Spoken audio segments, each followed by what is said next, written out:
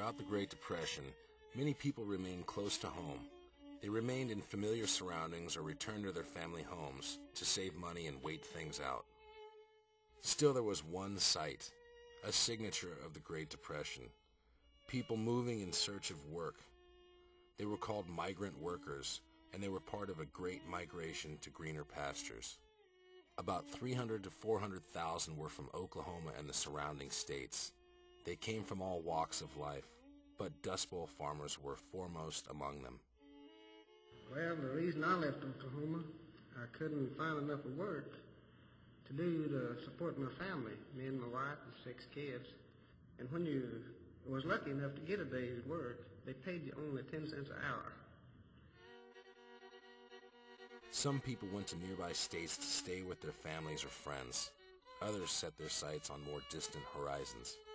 Thousands headed for the Sunshine State, lured by dreams of picking grapes and oranges in the shady groves along the Pacific coast, or by hopes of getting work in Los Angeles, or simply by the urging of family members who had settled there years before.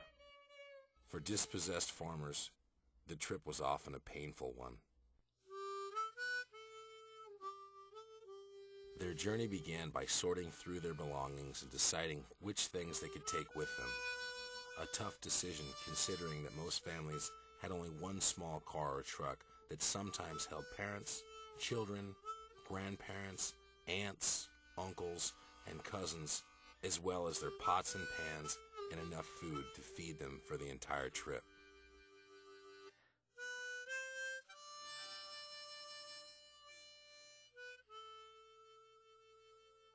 Once they set off, the families bounced and rocked along Route 66, stopping to cook meals of dried pork and boiled potatoes. At night, they would pull off and pitch primitive camps, usually just a few blankets strung together or an old, patched army tent. They arose early and washed in ditches near the road. Then they were off again, driving as far as their cars would carry them. We come into Texas and we got us an old rattle trap car, automobile. And then we come on into Mexico and picked cotton in Arizona. Went into California in January. Picked peas in the Imperial Valley. Some never reached California, felled by a flat tire or oil leak. They might spend days waiting for help or simply decide that California was too distant a dream and settle in the nearest town. Way out on the desert, where water is hard to find, it's 100 miles